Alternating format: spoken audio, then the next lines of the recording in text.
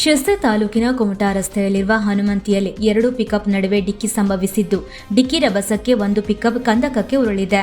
Pickup ಚಾಲಕನಿಗೆ ಸಣ್ಣ ಪುಟ್ಟ ಗಾಯಗಳಾಗಿವೆ. ಸಾಗರದಿಂದ ಗೋಳಿ ಸೊಸೈಟಿಗೆ ಬೆಲ್ಲ ಸಾಗಿಸುತ್ತಿದ್ದ ಪಿಕಪ್ ಮತ್ತು ಎದುರಿನಿಂದ ಬಂದ ಪಿಕಪ್ ನಡುವೆ ಅಪಘಾತ ಸಂಭವಿಸಿದೆ.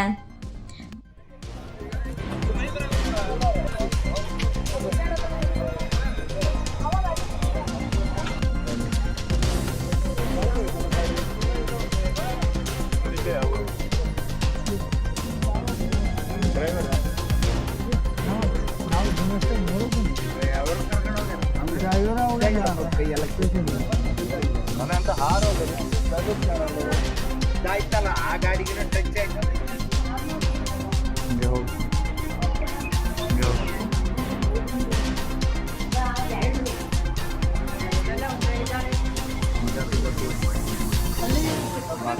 ಮತ್ತೆಲ್ಲ ಆಕ್ಸಿಡೆಂಟ್ ಆಗುತ್ತೆ.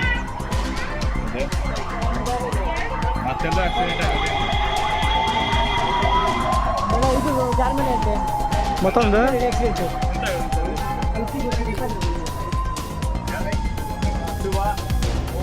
ವೀಕ್ಷಕ ಮಹಾಪ್ರಭುಗಳೇ, ನಮ್ಮ ಚಾನಲ್ ಅನ್ನು ಸಬ್ಸ್ಕ್ರೈಬ್ ಮಾಡಿ, ಶೇರ್ ಮಾಡಿ, ಪ್ರೋತ್ಸಾಹಿಸಿ.